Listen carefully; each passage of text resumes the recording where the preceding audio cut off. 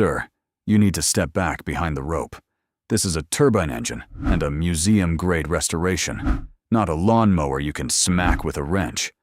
We've got real aviation mechanics on this, so let the professionals work it, all right, old-timer?" The young Marine said it loud enough for the rope line to hear, and the rope line laughed, because that was the point.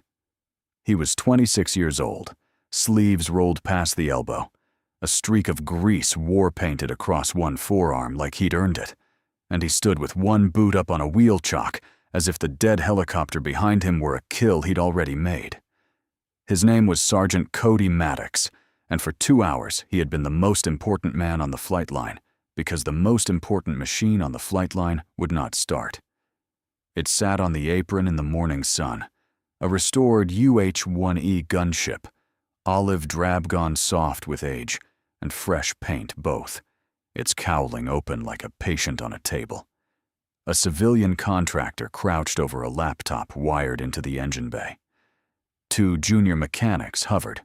40 yards back, behind a length of yellow rope, 300 people waited in folding chairs and Sunday clothes, old men in squadron ball caps, their wives, their grandchildren, a color guard standing easy because there was nothing yet to stand for. The flyover was supposed to have happened at 10. It was nearly noon. The turbine had whined up and died 4 times. Each time it climbed, the crowd leaned forward. Each time it quit, they settled back a little lower. It was a good day for it. That was the cruel part. The sky was scrubbed clean and blue. A flag stood out stiff and proud on the pole by the reviewing stand, and somebody had set up a long table of citations and old black and white photographs under a white canopy. The squadron's whole history laid out for anyone who cared to look. Men had driven from 4 states to be here. Some of them had not seen one another since they were young and frightened together in a place on the other side of the world. They had come to watch one old helicopter fly one last pass for the men who had not come home, and the one old helicopter sat there with its guts open and would not so much as cough. On the end of the veterans' bench, a little apart from the rest, an old man in a faded red windbreaker sat and listened. He was 78. He sat with the stillness of a man carved from weathered granite, both hands folded on the head of a plain wooden cane, and he had not moved in an hour except to turn his head a 1/4 inch toward the engine each time it tried to live. He was the only person on the field who was not fidgeting. He had heard that sound, climb and die 4 times now, and each time his hands had closed a little tighter on the cane, and each time he had said nothing. The 5th attempt died like the others. The old man stood up. It took him a moment, the way it takes old men a moment, and he crossed the grass to the rope without hurry, and he spoke to the contractor in a voice that did not rise. "You're hot starting her?" he said. "Putting fuel in before the compressor's spinning fast enough to carry it. She's flooding. Back the throttle off. Motor her through. Dry to clear it. Watch your turbine temperature. Then bring the fuel in slow. She'll light." For a second, nobody said anything. The contractor actually looked up. Then Maddox laughed and put his boot back on the chalk and gave the old man the lawnmower line, and the rope line laughed with him. The old man did not laugh and did not argue. He looked past the young sergeant to the open cowling, to the cooling tangle of steel inside it, and something in his face was almost tender. "She'll flood every time you rush her," he said. "That's all." "Appreciate it, Chief." Maddox was already turning away. "Veterans' seating's the other way. Somebody want to help him find his chair?" The old man stood there one moment longer. Then he turned and walked back to the bench and sat down, and folded his hands again on the cane, and went still. Off to the side, a master sergeant named Lionel Pratt watched him do it. Pratt was the senior maintenance chief, 54 years old, 29 of them on flight lines, and he had not been watching the helicopter. He had been watching the old man. He had seen the way the old man crossed to the rope, not the shuffle of a lost grandfather, but the flat, deliberate walk of someone who had spent his life moving around things that could kill him. He had heard the words, "motor her," through dry and turbine temperature, come out of that lined face in the exact order a manual would put them. And he had seen, when the engine died the 5th time, the old man's head turned toward it before the contractor's did, as though he had felt the failure a half-second before the instruments showed it. Pratt frowned and filed it away, and did not move from where he stood.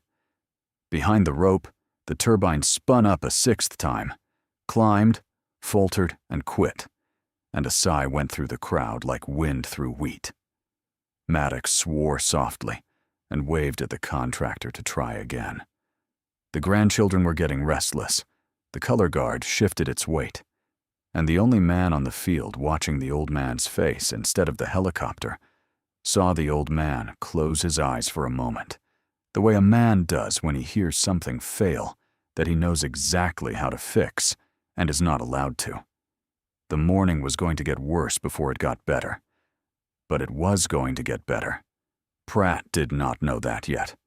The old man did. The 7th attempt came 10 minutes later, and this time the old man called it before it failed. He did it quietly, half to himself, the way another man might mutter at a ball game. The contractor had the turbine spinning, the needle climbing, and from the bench the old man said, "There she goes. Too hot. They'll have to wait 3 minutes now, or they'll cook it."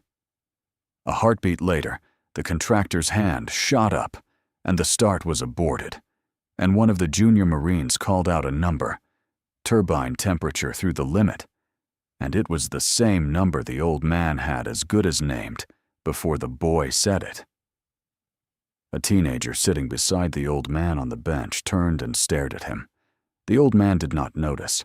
He was watching the engine. Pratt had heard it. He came down the rope line slow and easy, hands behind his back, and stopped a few feet from the old man and looked at the helicopter as if that were why he'd come. "How'd you know that?" he said. Not quite a question. "Clearing time." The old man did not look over. "Hot section's heat-soaked now. You light her again on top of that. You stack the temperature, and you crack a turbine wheel. 3 minutes minimum. They know that. They're just rattled. Most folks watching don't know what a hot section is." "No," the old man agreed. "I suppose they don't." A tug rolled past the bench then, towing an empty bomb cart, and the old man's free hand came up off the cane without his looking and made a small, flat motion. Slow, slow, hold. The unconscious signal of a man who has stood 10,000 times under a turning rotor, guiding aircraft by hand. It lasted half a second. Then the hand went back to the cane. He had not been aware he'd done it. Pratt saw it. Pratt had given that exact signal himself for 30 years, and he had never once seen it come out of a man sitting on a bench in civilian clothes who thought no one was looking. He looked at the old man's hands. They were big and scarred and absolutely steady, the knuckles swollen with age, a pale seam of old burn scar running across the back of the right one. They were not the hands of a man who had spent his life behind a desk. They were the hands of a man who had spent it inside engines.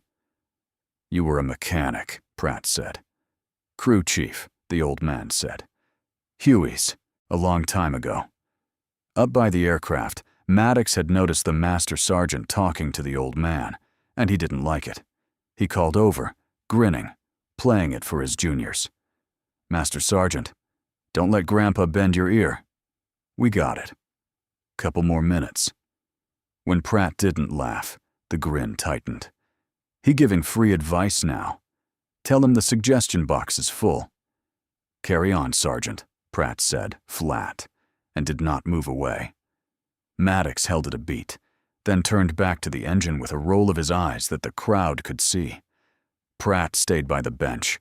He looked again at the old man, at the stillness of him, the way the noise and the heat and the hundreds of restless people seemed to flow around him without touching him, the way the deck of a ship doesn't move under a man who has spent his life on turning things. The first question had been, whose lost grandfather is this? That question was gone now.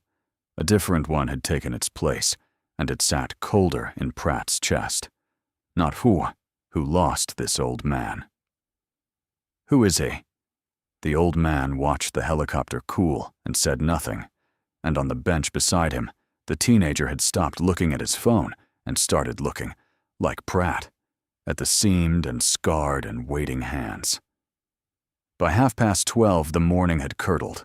The master of ceremonies, an earnest young lieutenant, had run out of things to say into the microphone and had begun simply reading the program over again. The families had given up on their chairs. Children chased each other along the rope, and Sergeant Maddox's 2 junior mechanics, embarrassed and bored in equal measure, had found a way to feel better, which was to make the old man the joke of the morning. "The lawnmower guy," one of them said, loud, miming a man whacking an engine with a wrench, and the other laughed, and a few people near them laughed too, because laughter is the easiest thing in the world to pass along. "Hey, somebody get the man a pull cord," the second one said, and yanked an imaginary starter rope and staggered back like a cartoon, and that got a real laugh, the ugly kind that feeds on itself. A father near the rope hushed his children and steered them away, frowning, but he did not say anything to the Marines, because people do not, because it is easier to move your children than to be the one who speaks. The old man heard all of it. He sat with his hands folded on his cane and his eyes on the open cowling, and he heard every word, and not one muscle in his face moved, and that stillness, if any of them had known how to read it, was the loudest thing on the field.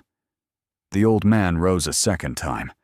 He did it the same way, slow, unhurried, with the dignity of a man who has decided something is worth the cost of being laughed at again. He came to the rope, and this time he was calmer than before, and he laid the whole thing out for the contractor plain and clean. 30 seconds on the starter, dry, no fuel, he said. Let her clear her throat.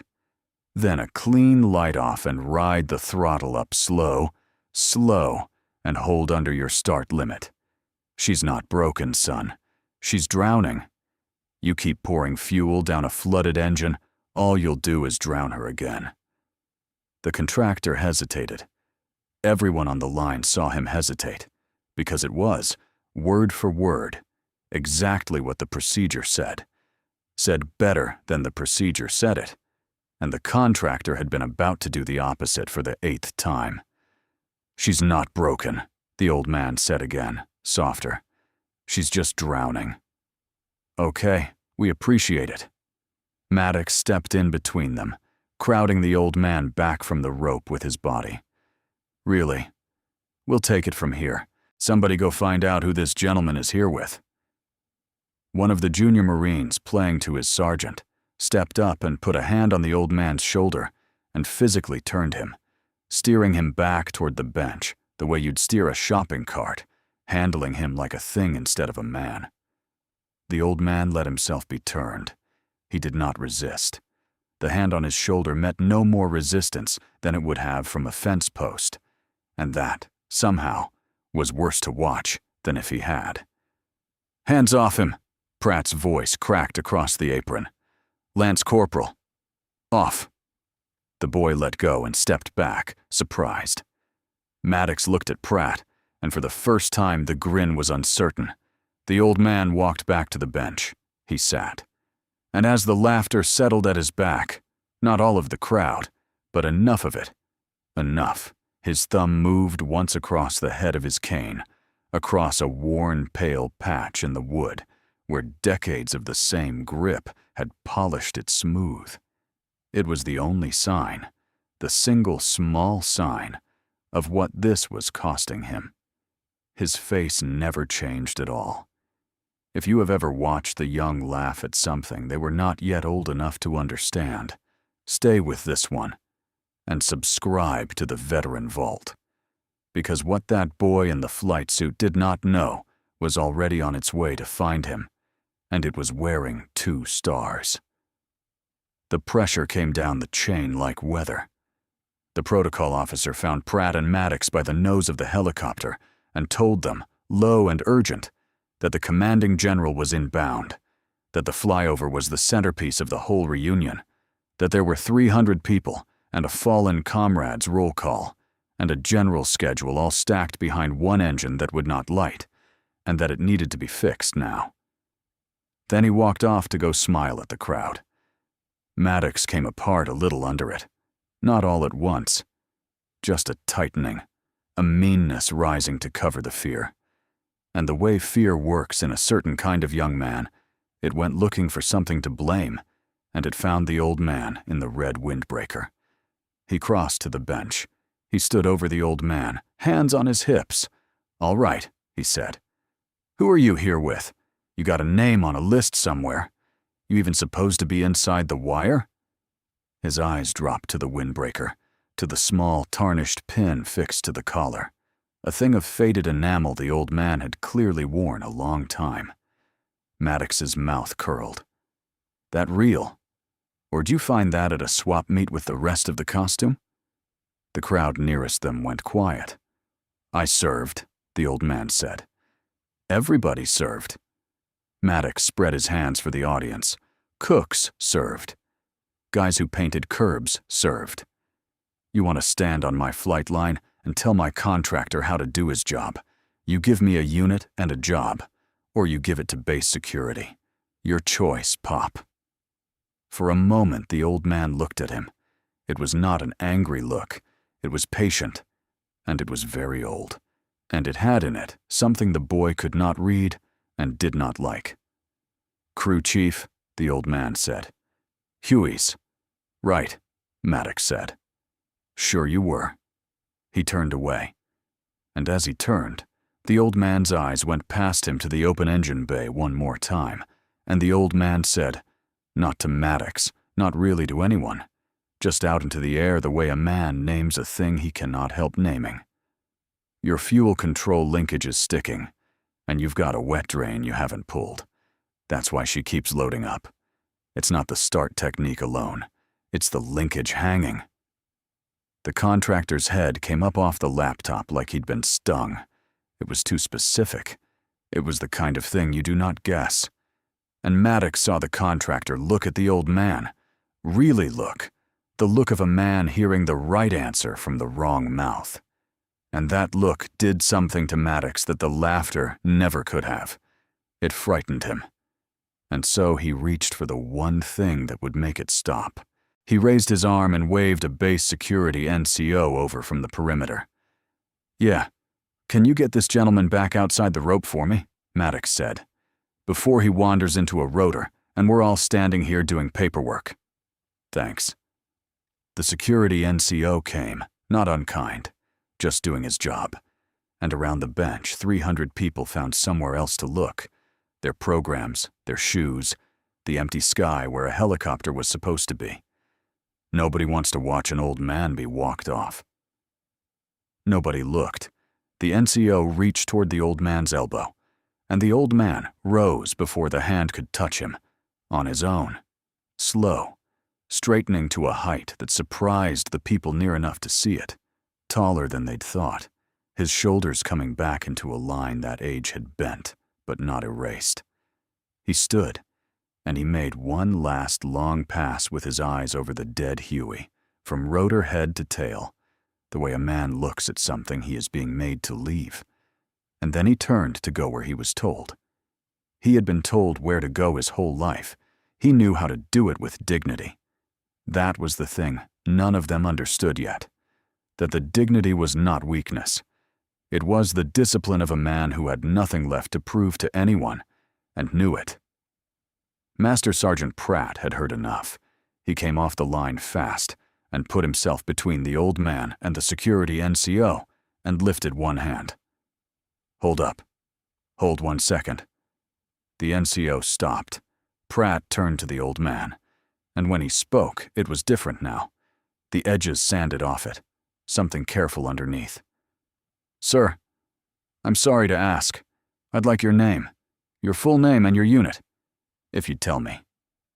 The old man looked at him a moment, measuring, the way he'd measured Maddox, but finding something else in Pratt's face. "Bray," he said. "Hollis Bray. Victor Mike Oscar 2.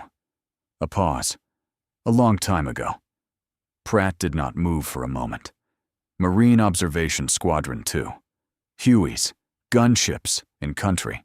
When the men who flew them were boys. He knew the lineage of the squadron whose reunion. This was the way a man knows his own family tree, because for the last year he had helped plan this very ceremony, and he had read the heritage roster until he could recite it. "Master Guns Bray," he said. It was not a question. He said it the way you say a name you grew up hearing, the name on a citation framed in a squadron ready room, the name old pilots said quietly when they wanted to explain to a younger man what the word crew chief used to mean.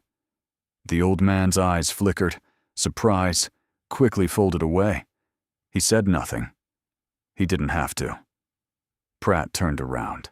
He found Maddox, and he crossed to him, and he spoke low and hard and close, so the crowd could not hear. But Maddox could hear every word, and would hear them for a long time. "Son, you have spent 2 hours mocking a man who forgot more about that airframe than your entire shop will learn in 20 years. That old-timer kept birds like that one flying, in combat, when the pilots strapped into them were younger than you are right now. You called him a lawnmower." Pratt's jaw worked. "You had better pray the general does not find out how this man has been treated on my flight line. Stand down. Now. Not another word to him." Maddox's face went through several things at once. The grin was long gone. He bristled, because that's what that kind of pride does when it's cornered. But underneath the bristle was the cold beginning of doubt, because Pratt was not a man who rattled, and Pratt was rattled, and Maddox could see it. Pratt didn't wait for an answer. He grabbed the nearest of his own Marines and sent him at a run. Get the heritage program from the protocol table, the one with the citations in the back, and find out exactly when the general's vehicle was arriving, because a cold suspicion had taken hold of him about why this particular old man had come to this particular reunion on this particular morning, to watch this particular helicopter fly. The boy came back with the program before Pratt had finished the thought, and Pratt thumbed it open to the heritage pages at the back, the ones nobody read, the small print under the photographs. And there it was, a grainy half-page image of a UH-1E on a pierced steel apron, men in flight suits and flak vests, grinning around it the way young men grin when they have decided not to be afraid. And beneath it, the squadron's 2 Navy Cross citations, set in type so small it was almost an apology. For extraordinary heroism while serving as crew chief. He read the name at the head of it, and he read the tail number stenciled on the helicopter in the photograph, and then he lowered the program and looked across the apron at the tail number stenciled on the helicopter sitting dead on his flight line. And they were the same number. The same aircraft. The man in the citation and the man at the rope were the same man, 57 years apart, and the bird between them had not changed at all. And the old man, set loose now, the held escort forgotten, did not walk toward the gate. He walked toward the helicopter. He went up to the rope by the aircraft's nose, slow, and he stopped, and he reached out across the rope and laid 2 fingers flat against the side of the fuselage where a tail number was stenciled in faded paint. He held them there. He did not pat it or stroke it. He just rested his fingertips against the cold aluminum, the way you rest your hand on the shoulder of someone you have not seen in 50 years. And his eyes closed, and his lips moved once around a word no one could hear. Pratt watched him do it, and Pratt understood, all at once, the thing that had been circling him all morning. The old man and the machine knew each other. Not the type. Not the model. The aircraft. That tail number. They had met before. What the boy in the flight suit still did not understand was that the old man and the helicopter had met in a place that had spent an afternoon trying to kill them both. Subscribe to the Veteran Vault so you do not miss what happened there. It happened in 1969, under a monsoon sky the color of a wet knife. Hollis Bray was 21 years old. He knelt in the open door of a UH-1E gunship with the wind tearing at him and a machine gun bucking under his hands. And below him, a clearing in the elephant grass was on fire, with muzzle flashes from 3 sides. A bird was down in that clearing, an army slick that had gone in for wounded and never come out. And the men around it were going to die there unless somebody came down into all of that and took them off. Bray's bird went down into all of that. He could see the faces of the men in the grass turning up toward them, white ovals in the green. He could feel the airframe shudder as rounds walked into it, that sick, flat, bang, bang, bang of metal taking metal. He laid his fire along the tree line and screamed corrections into the intercom over the noise, and the bird settled toward the clearing. 8 feet, 6, 4, and that was when the engine began to die. He felt it before the pilots did. He always felt it before they did. The turbine's note dropped, a sag in the song of it, the fuel control faltering, the same family of fault, 57 years later, that would strand a restored airframe on a sunlit apron and make young men curse it. He knew that sound, the way you know your own child's cough in the dark. If the engine quit now, here, they would all stay in this clearing forever. So Bray dropped the gun. He swung back into the cabin, wrenched open the engine access, and put his bare hand into the machine. He found the linkage, and he worked it by feel, fingers around hot steel, coaxing fuel into the dying turbine by hand, while the bird hung 4 feet over a field full of men trying to kill it. He had 800 horsepower dying in his fist, and a clearing full of men who would not leave it if the bird quit. So the bird did not quit. He would not let it. They got down. The wounded came aboard over the skids, dragged and thrown and bleeding, and Bray pulled them in two-handed while the cabin filled. The co-pilot of the downed Slick came last, but one, a young first lieutenant named Warren Hale, 24 years old, his leg a ruin, hauling himself across the grass on his elbows. Bray reached out into the fire and got a fist in the man's harness and dragged him bodily aboard and shoved him to the floor and went back for the last one. The last one was Hale's aircraft commander, Captain Errol Voss. 28. He'd stayed to pull a door gunner clear and taken rounds across the back doing it, and Bray got both hands into him and dragged him in over the skid as the pilots pulled pitch and the clearing fell away beneath them in a roar. Voss was already going. Bray knew it the way he knew the engine. He pressed both hands against the wounds anyway, and he put his face down close, and the captain's eyes found his. "Keep her flying, Hollis," Voss said. The words came out on almost no air. "Keep her flying." "I've got her, sir," Bray said. "I've got her. I've got you both. I've got her." Voss died on the cabin floor with his hand in Bray's before they crossed the wire. The flight home was 40 minutes long, and Bray spent every one of them with his hand inside the engine. The turbine wanted to die a dozen times. Each time it sagged, he felt it in his fingers before the gauges showed it, and each time he coaxed it back, talking to it under his breath the way you talk to a frightened animal. "Not yet. Not yet. Just a little more. You can give me a little more." His arm went numb to the shoulder. His knees were soaked in other men's blood. Behind him in the cabin, a door gunner was holding a tourniquet on Hale's leg and screaming for him to hang on.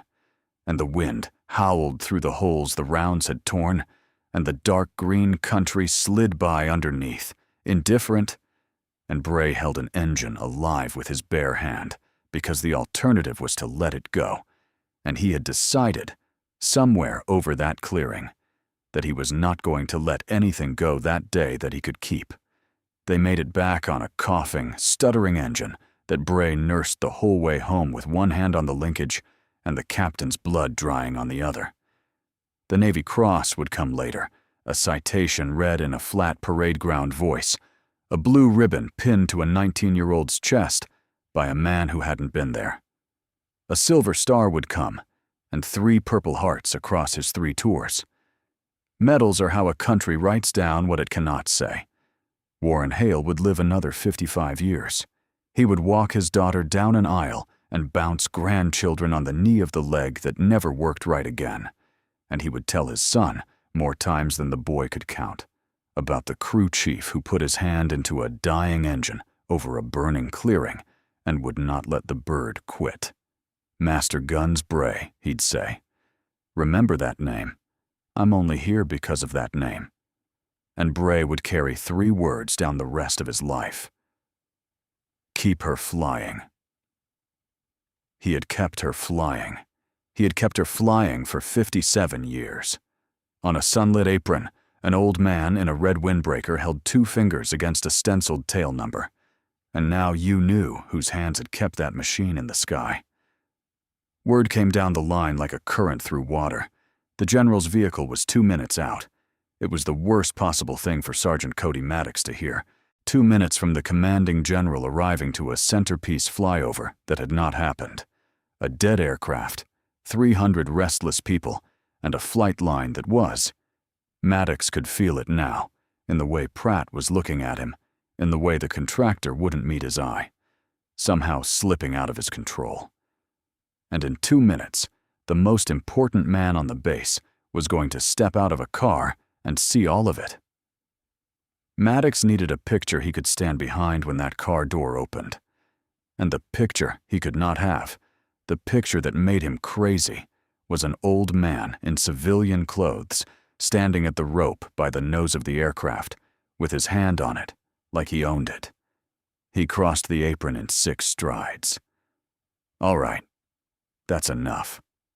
He took hold of the old man's arm, the right arm, the gun arm, the hand with the burn scar across the back of it, and pulled him back from the airframe. He did it hard, and he did it loud, so that the people who'd watched the old man be laughed at would now watch him be handled. I don't know what you think you did 50 years ago, old man, but today, right now, you are a safety hazard standing on an active flight line, and you are in my way. So whatever you were, sit down and be quiet, and let me do my job. The old man let himself be pulled. He did not set his feet. He did not jerk free. He came along the way a much larger thing comes along when it decides, for its own reasons, to come. Whatever you were, old man, Maddox said. Lower, just for him now. Today, you're nothing. Sit down.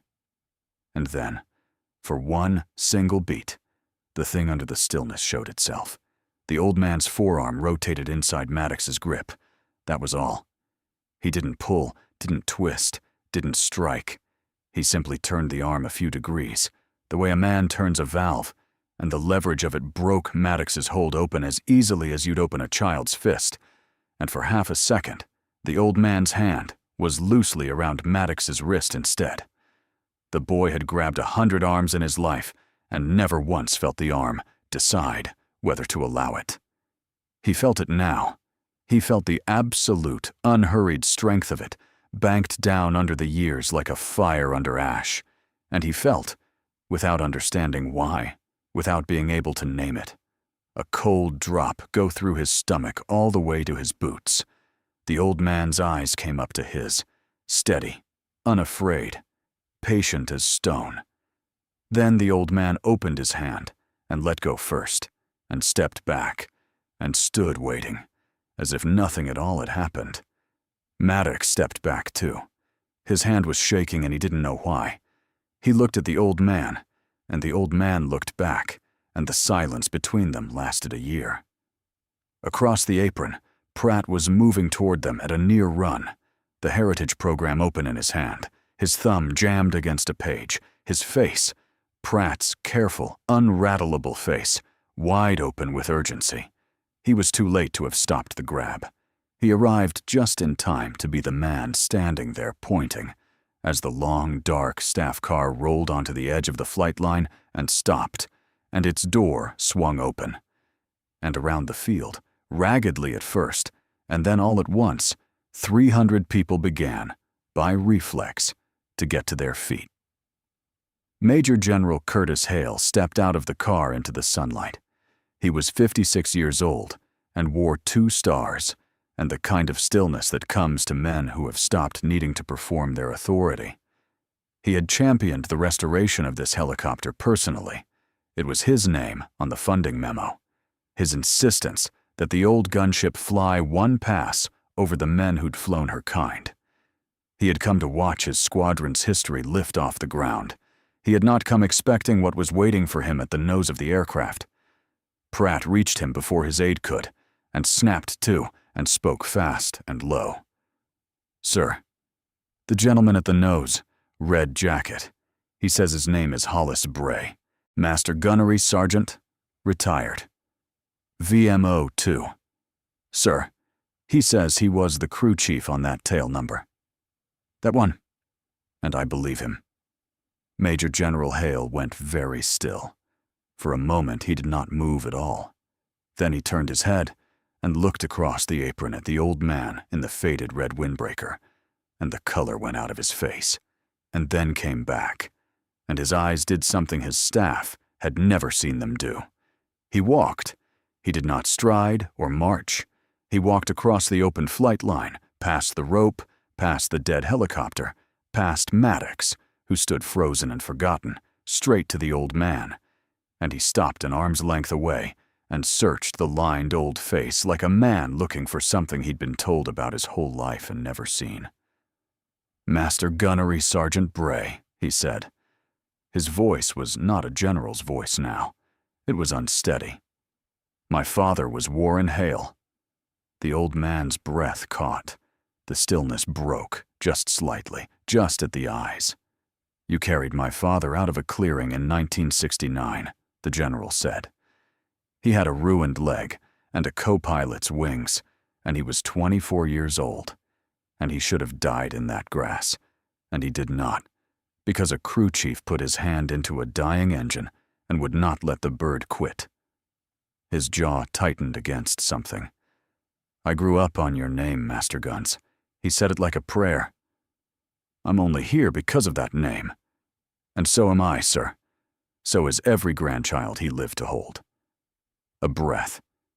"It is the honor of my life to finally shake your hand." And then, in front of 300 people, in front of his own staff, in front of Pratt and the contractor and the frozen sergeant and the whole risen crowd, Major General Curtis Hale came to attention and brought his hand up in a slow, exact salute and held it to an old man in a red windbreaker holding a cane. It went through the field like a wave. Pratt was already at attention. The contractor stood and put his hand over his heart. The 2 junior mechanics straightened with their faces burning. The color guard snapped to. The old men in the squadron ball caps came up off their chairs, the ones who could, and stood and saluted, and the ones who couldn't stand saluted from their chairs with tears running into their collars. 300 people on their feet, and at the center of it, one old man, and the sound of the wind, and nothing else at all. And the old men understood it fastest of all, because they had known there was a Navy Cross in the squadron's history, and had wondered, the way old men wonder, whether the man who held it was still alive somewhere, and whether they would ever get to shake his hand before the years took the last of them. Now they knew. He had been sitting on the end of their own bench all morning in a red windbreaker, listening to children laugh at him, and not one of them had known to look. A gray-headed man in the second row said the name out loud to the man beside him. "That's Bray. That's Master Guns Bray." And it went down the rows of folding chairs in a whisper, name after name after name, until 300 people knew it. And the whisper of it under the wind was its own kind of salute. and Sergeant Cody Maddox stood 6 feet away and watched his whole morning rearrange itself into horror. Confusion first. Who? Then disbelief. No. Then the recognition, the awful arithmetic of it landing all at once. The lawnmower line, the shoulder turned like a cart, the swap meet sneer, the arm. Today, you're nothing to that man. The blood left his face entirely. Major General Hale brought his salute down. He turned to the line, and his voice came back. And it was a general's voice again, and it carried. "Give Master Gunnery Sergeant Bray the aircraft," he said. "All of you. Stand clear and give it to him." They cleared. The old man looked at the general for a moment. Then he handed Pratt his cane, handed it over without a word, and Pratt took it like a sacred object, and Hollis Bray walked to the helicopter. He ducked under the static rotor disc without looking at it, the body remembering what the body always remembers, and he laid both scarred hands on the airframe, and for a moment, he just stood with his head bowed against the warm metal. Then he went to work. He had them motor it through dry 30 seconds, no fuel, clearing the flooded throat of it exactly as he'd said. He reached in and freed the sticking linkage with a touch that knew precisely where to find it.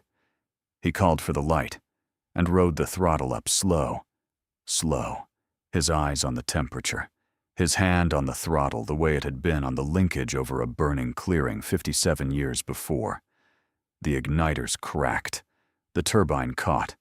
It rose, not a hot, ragged, dying whine, but a clean, deep, climbing song, and steadied into a smooth, living idle, and the great rotor turned over, once, twice, and spun up into a silver disk, and the rotor wash flattened the grass across the whole field and lifted 300 hats, and the old man stood inside the storm of it, with his hand resting on the aircraft he had kept alive under fire, and every Marine on that flight line stood at rigid attention, and somewhere a grandmother was openly weeping, and the helicopter that no expert on the base could start ran sweet and true under the hands of a forgotten old man in a red windbreaker.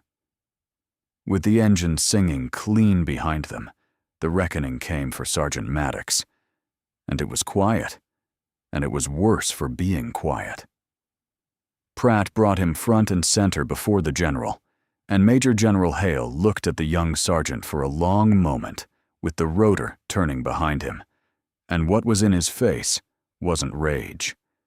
It was something colder and more final. "You are relieved as flight line lead, effective now," the general said. "You'll stand down, and you'll account for your conduct to your chain of command." He let that sit. "You want to know what your failure was this morning, Sergeant. It was not the engine. Engines fail. Any wrench can chase a bad start." His voice dropped. "Your failure is that the answer was standing at your rope for 2 hours, in a red jacket, telling you exactly what was wrong, and you called him a lawnmower. You looked at the best man on this flight line, and you saw an old fool to be moved out of your way. That is a failure of the eyes, son, and a Marine who cannot see is no good to anyone." Maddox stood at attention with his face gray and wet, and tried to find words, and could not. "Sir," he managed, I didn't know Huey." "That," said the general, "is the entire point." It would have ended there, and ended hard, except that the old man stepped in. Bray came back from the aircraft, took his cane from Pratt with a nod of thanks, and put himself quietly into the space between the general and the boy. And when he spoke, his voice was mild, and it carried more weight than any of it. "He's a good wrench, General." Bray looked at Maddox, not unkindly. "He's just not been humbled yet. There's not a man on this line who was born knowing it. I surely wasn't. Don't take his wings for one bad morning. Let him learn it the way it's meant to be learned." A faint, tired smile touched the old man's mouth. standing up, on his feet, the way you make a Marine. The general looked at the old man a long moment, and something in him yielded, because you do not refuse a thing like that from a man like that. Honor the ones who carry it in silence. Subscribe to the Veteran Vault, and let this old man's story find the people who need to hear it. And then it was time, and the bird was warm and willing, and they flew it. The restored Huey lifted off the apron clean and light, nose dipping, and climbed out over the field, and came back around low and slow in a single pass over 300 upturned faces, the rotor beating the old familiar two-bladed whop, whop, whop that every gray head on that field had heard in their dreams for 50 years. For the length of that pass, the decades fell away. Old men stood in their ball caps with their hands at the salute and their faces wet and 21 years old again. And Hollis Bray watched the helicopter fly the way you watch an old friend, given up for lost, get up and walk across a room toward you. A boy of about 9 slipped his hand free of his mother's and ran a few steps after the helicopter as it climbed, the way children run after wonderful things, and an old man in a ball cap caught him gently by the shoulder and crouched down beside him and pointed up at the bird and said something into the boy's ear, and the boy went still and watched, and you understood, looking at the two of them, that this was how it passed from one set of hands to the next, that a story does not survive because it is written down, but because an old man troubles to lean down and tell it to a child while there is still time. When it had landed and spooled down, and the rotor had ticked to a stop, the field went quiet for the roll call. The young lieutenant read the names of the squadrons fallen out over the silent field, one by one. A small bell rung after each, and the old men answered the only way you can answer the dead, which is by standing and remembering. And when the lieutenant read Captain Errol Voss, the old man's lips moved with it, shaping a name and 3 words behind it that only he could hear, and the general beside him bowed his head because he knew the name too. He had grown up on it, the same as the other. Afterward, beneath the settling quiet, the general and the old crew chief stood together at the nose of the helicopter, the general's hand resting on the old man's shoulder. 2 men joined across 57 years by a clearing neither of them would ever fully leave. A pace behind them, cap in his hands, eyes down, stood Sergeant Cody Maddox, not sent away, but staying, the way a man stays when he has finally understood something and cannot yet say it. Hollis Bray reached out one last time and laid 2 fingers flat against the stenciled tail number, against the warm aluminum of the engine he had kept alive in his fist over a burning field when the men in his charge were dying around him. The metal ticked softly as it cooled. He held his fingers there a moment, the way you rest your hand on the shoulder of someone you are not ready to let go of. "Keep her flying," a dead man had asked him once on a cabin floor with the last of his breath. He had. For 57 years he had. Some warriors fade quietly into the years, but the valor never leaves them. Honor the ones who carry it in silence. Thank you for staying and watching. Subscribe to the Veteran Vault for more.